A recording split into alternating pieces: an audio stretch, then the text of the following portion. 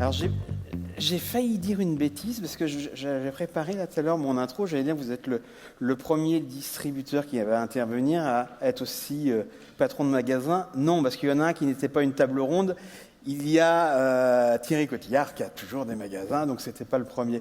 Mais sur ces sujets, équipement de magasin, énergie, quand on est patron d'enseigne, mais également patron d'un magasin, qu'on voit ça au quotidien, quel regard on a sur tous ces sujets-là et sur l'importance ou non de ces sujets? Bonjour à toutes et à tous, c'est un plaisir d'être parmi vous. Alors, ce sont des sujets qui ont évidemment pris beaucoup d'importance ces dernières années, qui étaient sur la transformation durable déjà là depuis un certain temps, mais qui sont venus en haut de la pile, on va dire, depuis maintenant 2 ou 3 ans, et tout ça s'est accéléré depuis 1 an. Donc on y travaille ardemment, et moi je vois plusieurs sujets autour de ça. Le premier, c'est, je pense que dans une grande distribution qui a pas toujours une bonne image, cette transformation dans ce sens qui est un peu le sens de l'évolution de la société, c'est une opportunité pour nous pour apparaître mieux auprès des clients. Donc je pense qu'il faut vraiment s'en saisir, le montrer l'avant, montrer l'après, et montrer les efforts, les mesurer pour que le client s'en rende compte et que ça profite finalement à notre métier. Et mes meilleurs magasins, les plus engagés dans ce genre de choses, témoignent de, voilà, grâce à mes panneaux photovoltaïques, j'économise ci, j'économise ça, et ça plaît aux clients énormément. Donc c'est vraiment le sens.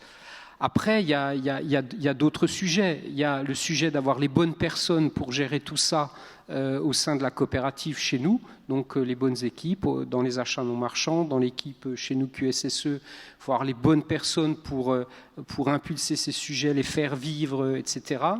Chez nous, dans une coopérative, évidemment, comme vous le savez, je ne décide pas moi tout seul dans un coin et la décision s'impose. Donc il y a un gros travail de conviction. Et ce travail de conviction, il se fait beaucoup par des sujets aussi d'acculturation. Alors évidemment, quand l'électricité coûte beaucoup plus cher comme cette année, je redis le chiffre chez U que j'ai déjà donné, la facture d'électricité de nos magasins, elle double cette année.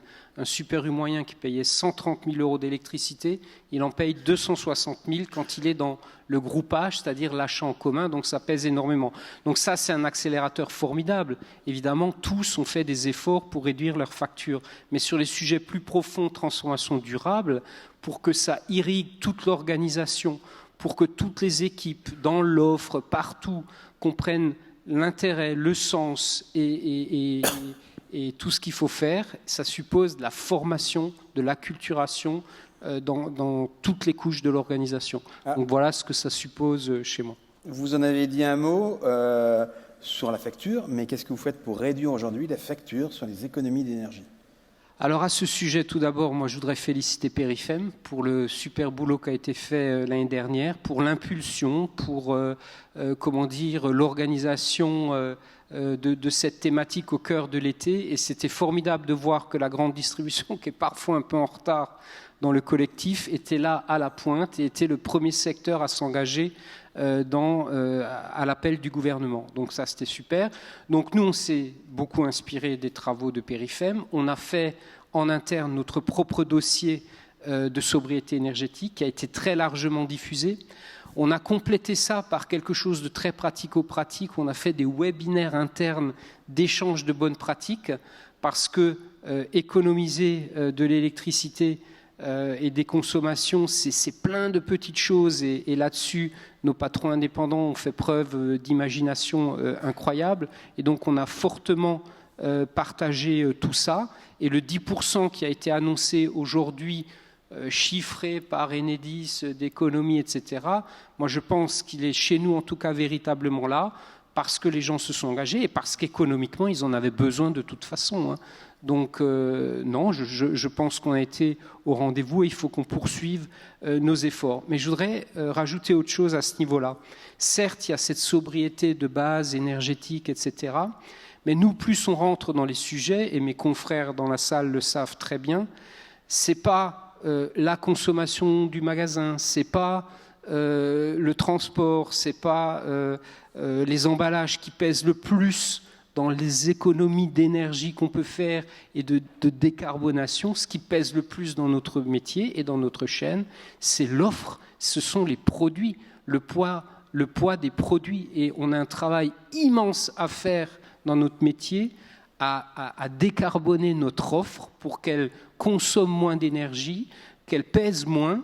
Et le grand challenge, il est là, il est devant nous. Hein. Et quand on a encore remesuré ça en réunion, en interne chez nous cette semaine, c'est les efforts qu'on va faire sur l'offre qui vont faire la différence en sobriété. Et vous avez commencé ce travail sur les marques de distributeurs ? Absolument. C'est le plus simple pour vous. Exactement. On a commencé ce boulot sur la marque distributeur. Il y a de très beaux projets à ce niveau-là. Sujet d'actualité, on voit de plus en plus d'images de viande qui sont protégées contre le vol. Il y a vraiment, à la suite de l'inflation, des problèmes de pouvoir d'achat, une augmentation des vols en magasin ou pas ? On a juste après une table ronde sur la vidéosurveillance et la sécurité. Moi, j'ai aucune donnée factuelle chiffrée de ce phénomène-là. Certes que sans doute, et malheureusement, des gens soient contraints avec la pression de pouvoir d'achat de voler. Je pense que ça peut arriver, mais moi, j'en fais pas du tout un phénomène qu'on met en avant du tout. Je pense qu'il est en plus très hétérogène d'une zone à l'autre, et je pense qu'il faut être très prudent sur ce sujet et absolument pas l'instrumentaliser, le mettre en avant, et au contraire traiter si à mal la racine du mal, qui est qu'il faut nous continuer à se battre pour que l'offre alimentaire reste accessible au plus grand nombre. Hein, c'est tout. Hein. Mais à ma connaissance, il n'y a pas de chiffres réellement, et en plus, les chiffres qui circulent sont des chiffres anciens du ministère du Commerce et sur l'ensemble du commerce, y compris le petit commerce en centre-ville, etc. Donc c'est compliqué de sortir. C'est très compliqué, et je ne suis pas d'accord avec parfois l'espèce d'enthousiasme malveillant de certains médias à vouloir absolument montrer je ne sais quoi et à chercher par A plus B des choses en tirant par les cheveux. Nous, on ne rentre pas là-dedans du tout. On a aussi évoqué l'avalanche législative. Comment, chez U, mais également pour votre magasin, vous arrivez à planifier tout ça ? Parce qu'il y a eu un certain nombre de lois quand même qui vous concernent. Oui, alors ce sujet des lois, moi, il me préoccupe beaucoup. On en a parlé il n'y a pas longtemps, Yves, pour LSA. On en a trop, des lois en France et des contraintes. Moi, j'étais il y a quelques jours dans une réunion européenne avec mes confrères indépendants européens. On avait l'intervention d'une membre de la Commission qui nous a redit, graphique à l'appui, que c'est en France que les contraintes réglementaires sur le commerce sont les plus grandes. Et on est complètement au bout du classement de tous les pays européens. Ça démarre par les pays d'Europe du Nord qui sont très libéraux, et puis ça finit par, il y a l'Allemagne, la France, et je crois qu'il y a l'Italie. C'est complètement incroyable. Donc ça a été le cas sur tous ces sujets-là. Le premier point que j'ai envie de dire, c'est qu'il faut que tout ça se stabilise.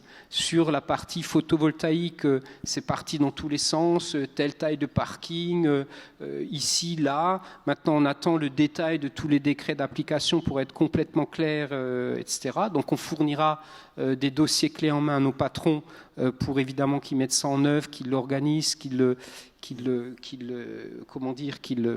prévoient dans leurs investissements, mais ça va aller évidemment très vite. Donc ça c'est le premier point, il faut que ça se stabilise. Le deuxième point, c'est moi je suis très inquiet sur la disponibilité des panneaux photovoltaïques, et je crois qu'il en a déjà été question aujourd'hui, et évidemment la pression va être très forte et on va être dépendant d'importation, on va être dépendant d'intervenants, et je pense que ça va nous coûter très cher. Donc je pense que Perifem a un rôle énorme à jouer pour cadrer ça, peser et essayer d'aider toutes les enseignes à se cadrer là-dessus.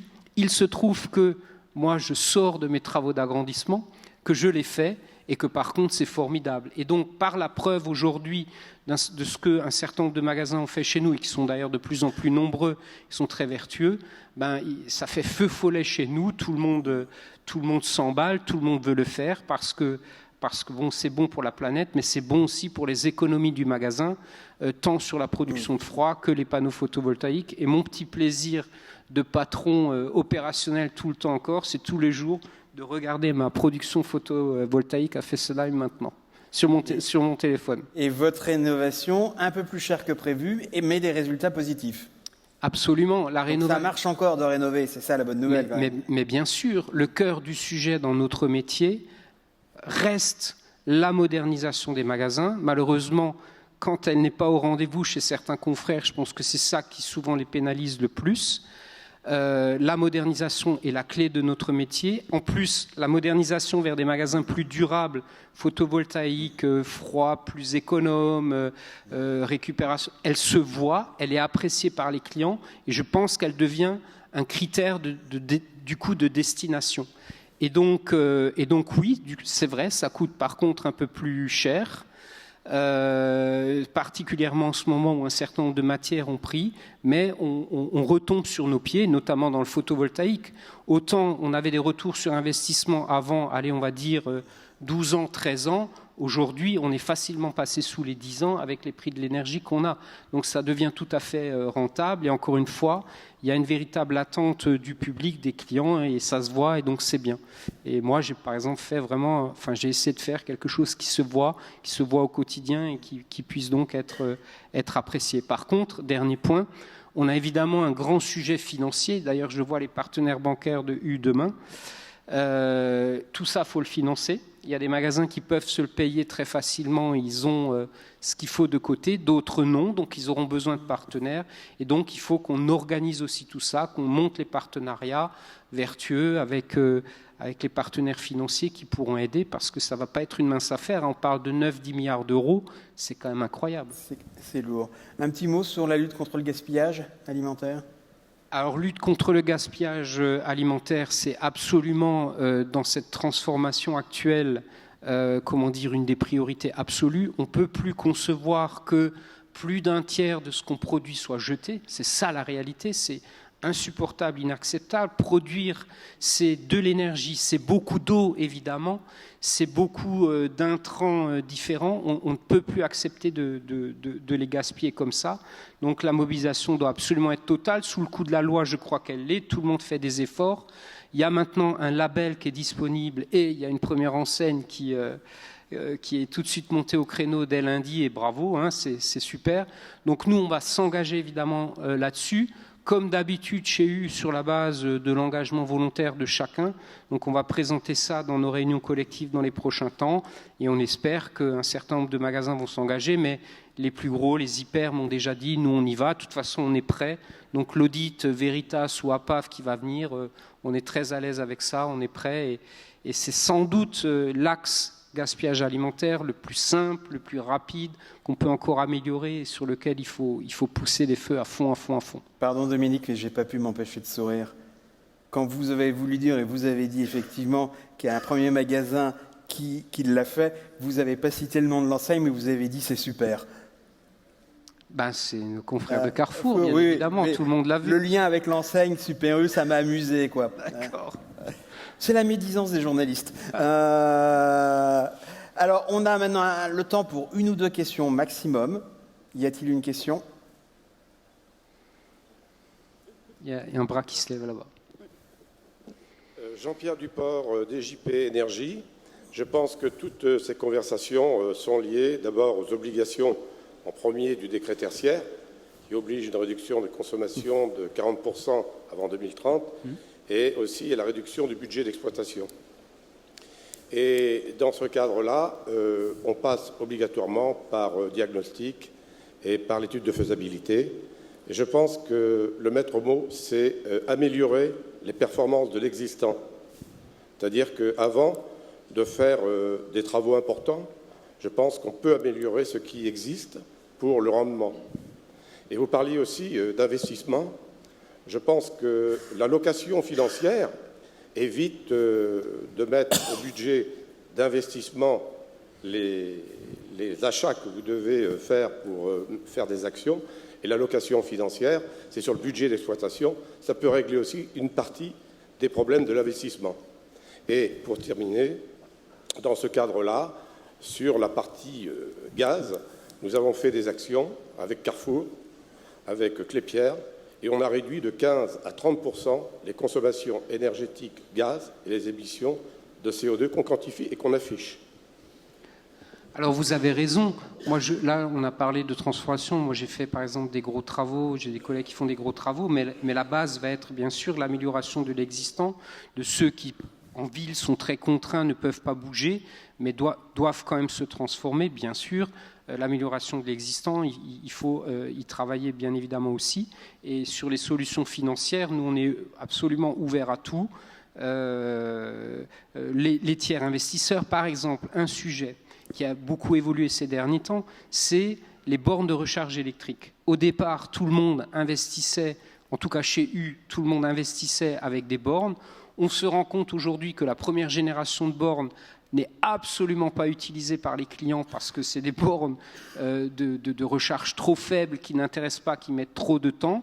Et aujourd'hui, la vraie solution, et nous on est parti là-dessus, c'est sur du tiers investissement. C'est un tiers qui vient, qui met l'équipement en place, qui se rémunère par ce qu'il vend, mais avec des bornes extrêmement puissantes et qui l'améliorera dans le temps, etc. Donc aujourd'hui, face à toutes ces questions, face aux enjeux d'investissement, vous avez raison, il faut qu'on fasse preuve d'originalité dans leur financement et qu'on accepte des montages différents qu'on n'avait peut-être pas l'habitude d'accepter avant. Et donc tous les partenariats sont bons à prendre. Oui, j'ai une petite question. Dernière question, allez-y.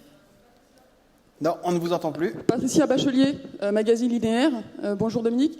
Vous avez parlé de la décarbonation de l'offre. Est-ce que le vrac, ça passe par là? Enfin, le vrac en fait partie. On a vu pas mal d'initiatives en fait à l'échelle des magasins, mais j'ai pas en tête moi une impulsion du national en fait sur le développement du vrac chez U. Est-ce que je me trompe ou est-ce que c'est dans les tuyaux pour 2023? Alors sur le vrac, moi je vous le dis. Je ne crois pas à notre capacité à atteindre l'objectif des 30% quand il le faudra, parce que tout simplement aujourd'hui, ça n'intéresse pas les clients à ce niveau-là. Et Dieu sait qu'on a fait des efforts, on a fait beaucoup d'efforts chez U, de simplification de l'accès à l'offre, d'enrichissement de l'assortiment, etc. Il y a eu un vrai coup d'arrêt pendant la crise Covid, ça ne reprend pas véritablement, et donc ça c'est un vrai sujet, et il va falloir le régler. Donc pour moi la décarbonation de l'offre, le sujet du vrac il est là, il en fait partie, on continuera nos efforts, etc. Mais c'est vraiment sur les gammes PGC standards que va porter notre effort et notre travail avant tout.